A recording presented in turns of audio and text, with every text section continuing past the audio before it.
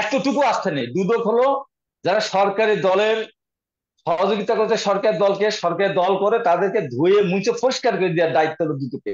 তারা আমার চিৎকার শুনে মনে করছে আমার কি হয়েছে, আমার আর চিৎকার আমি থামাতে পারি না।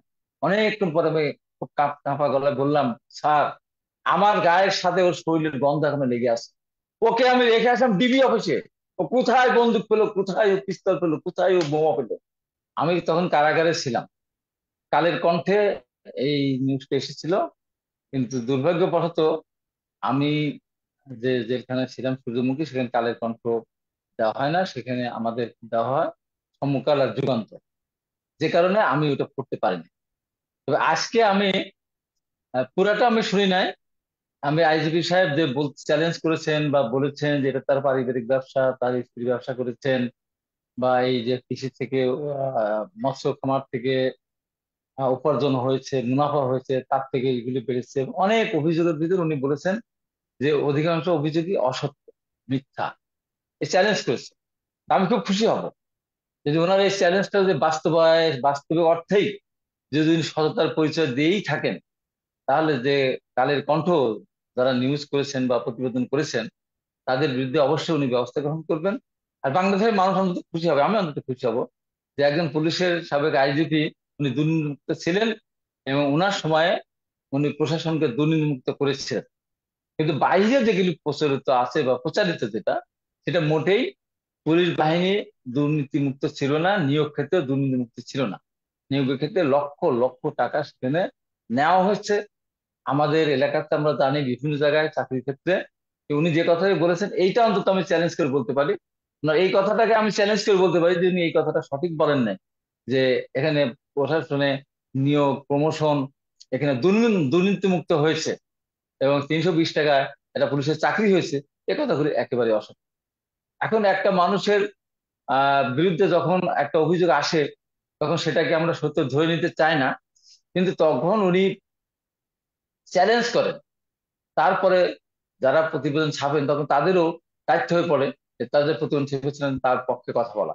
তা আমি দেশের একজন সাধারণ মানুষ হিসাবে আমি বলতে চাই যে উনি মুখে যত চ্যালেঞ্জই করুন না কেন, উনি ব্যবসা বলেন, ফ্ল্যাট বলেন, জমি বলেন, আপনার সরকার থেকে প্লট পান, যেটাই বলেন না কেন, সেটা সব কিছুর পিছনেই একজন দেশের নাগরিক হিসাবে ওনার হয়তো পাওয়ার অধিকার আছে।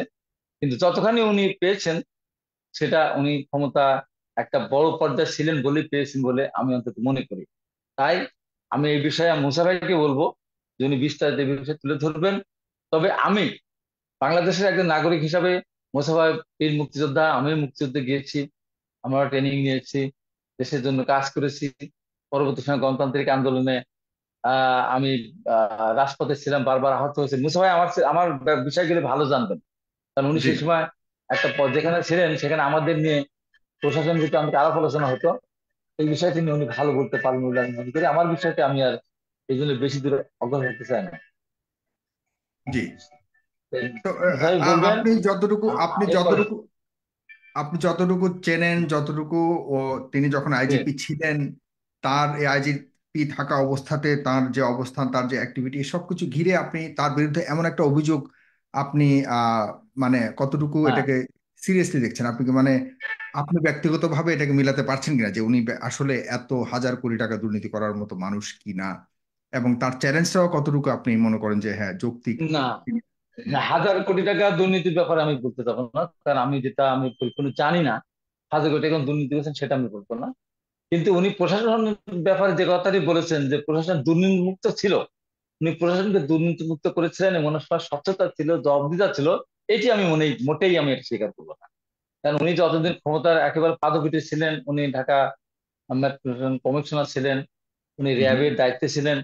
র্যাবে উনি যখন দায়িত্বে ছিলেন তখন বহু মানুষের দেশে অঘরে হুম। প্রাণ দিয়েছে, এবং অনেক নিরাপদ মানুষও সেখানে জীবন দিয়েছে। এবং আচ্ছা। সেখানে সবচেয়ে বড় যে ব্যাপারটি, সেটি আমি উল্লেখ করতে চাই, যে এই যে তারা যে ওই যাদেরকে বন্দি করে 7 দিন আগে, 10 দিন আগে বন্দি হুম, করে নিয়ে তারপরে তাকে অস্ত্র উদ্ধার করতে যায়, যাওয়ার পরে সেখানে তাই তাকে ছিনিয়ে নিতে আসে একদল সন্ত্রাসী বা তার পক্ষের লোক, সেখানে গোলাগুলি হয়। গোলাগুলি হওয়ার পর যাকে নিয়ে অস্ত্র উদ্ধার করতে যান তিনি মারা যান। অস্ত্র মারা যাওয়ার পর ওই তার বুকে যে গুলিটা বিদ্ধ হয় বা আহ, তার বুকে যে গুলিটা পাওয়া যায়, সেই গুলির সাথে অস্ত্র যেটা উদ্ধার হয় ভাঙাচোরা, সেই অস্ত্র সাথে গুলি মেলে না। মানে এটা একেবারে আমি আপনাকে চ্যালেঞ্জ দিয়ে বলছি। এবং হুম। আমি যখন 2013 সালে, 2015 সালে হুম। আমি যখন কারাগারে ছিলাম, আমাকে যখন তক্সো থেকে ধরে নিয়ে যাওয়া হলো, তারপরে আমি যখন ডিবি অফিসে ছিলাম, তখন উনি মেট্রোপলিটন কমিশনার ছিলেন সম্ভবত। তো সেই সময় একটি ঘটনা আমি উল্লেখ করে আমি পর্ব শেষ করতে চাই। জি। আপনার নড়াইলের 1 নম্বর ওয়ার্ডের কাউন্সিলর ইমরুল কয়েস, তাকে একজন ধরে নিয়ে আসলে ভোটারকে নিয়ে আসার পরে তাকে আমি আমার পায়ের মানে ওর বসা মানে 14 ফিট বা 16 ফিট ঘরে 30-32 জন রাখতো। একে চোর সাপের বিশ্বের কারবার থেকে শুরু করে মোটরসাইকেল ছিনতাই সব। তো ওখানে সবাই বসতে পারে না, অর্ধেক দাঁড়িয়ে থেকে অর্ধেক বসে থাকে। আমি বসেছিলাম, ওকে আমার পায়ের উপরে আমি ওর মাথাটা রেখে ঘুমাতে করেছিলাম। তারপর সকালবেলা ওকে নিয়ে গেল, ইন্টারভিউশন নিয়ে গেল, যায় তারপর কাঁপতে কাঁপতে আসলে মারধর করেছে। তারপরে আমি সংক্ষেপে বলে 2-3 দিন থাকার পরে আমি ওখান থেকে চলে গেলাম ঢাকা কারাগার হয়ে কাশিমপুরে। কাশিমপুরে গিয়ে যাওয়ার পরে যুগান্তরের দিকে বন্দুক যুদ্ধে ইমরুল কয়েস নিহত।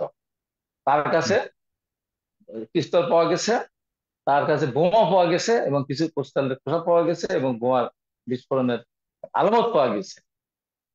আমি চিৎকার দিয়ে এমন জোরে চিৎকার দিয়েছি, তাহলে মোশাররফ স্যার, গয়েশ্বর চন্দ্র রায় থেকে শুরু করে অনেক নেতৃবৃন্দ যে কাছে, তারা আমার চিৎকার শুনে মনে করছে আমার কি হয়েছে। আমার আর চিৎকার আমি থামাতে পারি না। অনেকক্ষণ পরে আমি খুব কাঁপা গলায় বললাম, স্যার, আমার গায়ের সাথে ওর শরীরের গন্ধ এখনো লেগে আছে। ওকে আমি রেখে আসলাম ডিবি অফিসে।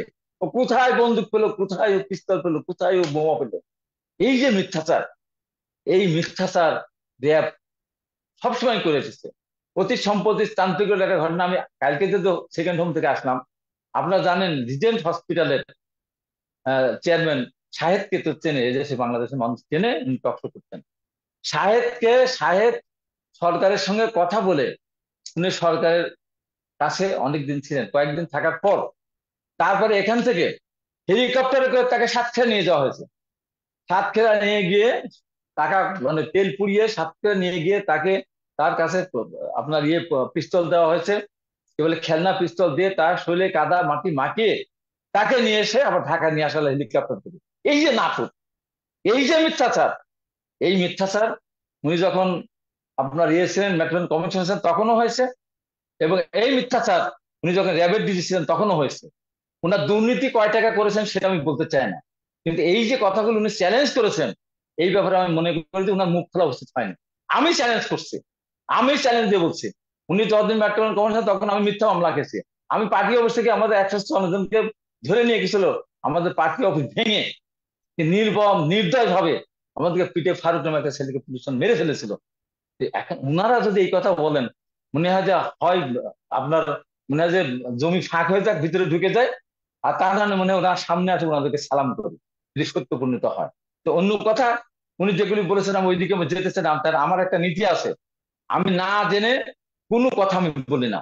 তাই দুর্নীতি উনি করেছেন কি করেছেন না সেই বিষয়ে আমি বলবো না, তবে উনি যে না চ্যালেঞ্জটা জেনে করেছেন এই সমস্ত আমরা না বিষয়ে জেনে বলার সেই জন্য ব্যাপারে। বলছি না, যেহেতু একটা পত্রিকা, একটা একটা মোটামুটি না, পত্রিকা এসেছে এবং স্বনামধন্য পত্রিকা পত্রিকাতে যেটা এসছে এবং তারা এটা প্রমাণ সহকারে তারা মোটামুটি সেটা দায়িত্ব সবকিছু তাদের। উল্লেখ করেছে। এখন আপনার কাছে আপনার কাছে এখন প্রশ্ন হলো যে দুদক আজকে তারা বলেছে যে এই বিষয় তদন্ত করে, দুদকের উপরে আপনার এই বিষয়টাতে আস্থা কেমন আছে বলুন? এই বিষয়টা কি আসলে দুদকের প্রতি তো কোনো আস্থাই নাই, এক এতটুকু আস্থা নেই। দুদক হলো যারা সরকারি দলের সহযোগিতা করতে, সরকার দলকে সরকার দল করে তাদেরকে ধুয়ে মুছে পরিষ্কার করে দেওয়ার দায়িত্ব হলো দুদকে। দুদক দেখেন তো কোনো মানুষকে দিয়ে, আওয়ামী লীগের কোনো মানুষকে দুদক কোন বিচার করে সর্বশেষ চূড়ান্ত সাজা দিয়েছে কিনা? এই দুদক তো সেই দুদক। দেশ নেত্রী বেগম খালেদা জিয়া, আপনাকে আরেকটা বলি যেটা বাংলাদেশের মানুষ এখনো জান না, ম্যাডাম খালেদা জিয়া যখন এতে গিয়েছিলেন, সৌদি আরবে গিয়েছিলেন, কুয়েতে গিয়েছিলেন, উনি প্রধানমন্ত্রী হওয়ার পর, তখন ছিল রাষ্ট্রপতি সরকার। সেই সময় কুয়েতের আমি শহীদ রাষ্ট্রপতি জিয়া রহমানের প্রতি সম্মান দেখিয়ে একটা চেক দিয়েছিলেন, সরকারি আদান প্রদানের মধ্যে সেই চেকটা সোনালী ব্যাংকে জমা হয়েছিল, বাংলাদেশ ব্যাংকে না।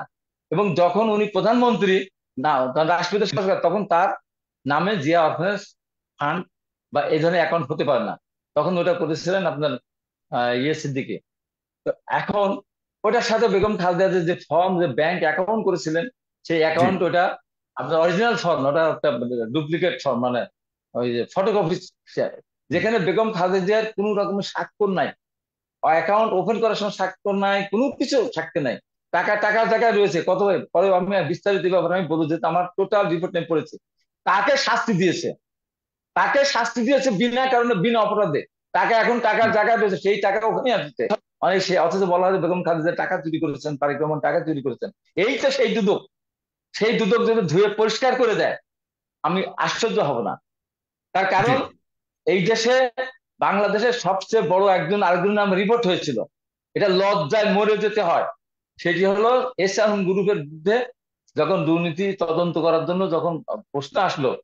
দুর্নীতির পক্ষ থেকে, তখন এই দেশের প্রশাসন তো শুধু নয়, সর্বোচ্চ আদালতের সর্বোচ্চ বিচারকের সমন্বয়ে যে বেঞ্চ, সেই বেঞ্চ তার দুর্নীতি তদন্ত করা যাবে না বলে এখানে রায় দিয়েছে।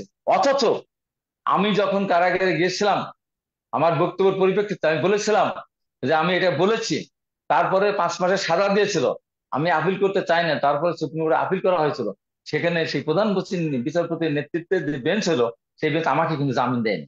আমি জামিন 5 মাস কেটে আমি কালকে বেরিয়ে এসেছি। এইটা অবস্থা।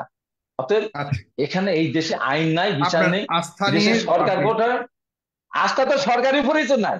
এই সরকারটা একটা অনৈতিক সরকার। এই যে একটা নির্বাচন হলো, আমার জেলখানায় ছিল, এটা নির্বাচন বলে? এটা ঠিক। আওয়ামী লীগের কাউন্সিল হয়েছে, এটা তো নির্বাচন হয়নি। আবার উপজেলা নির্বাচন করতে যাচ্ছে আর একটা কাউন্সিল।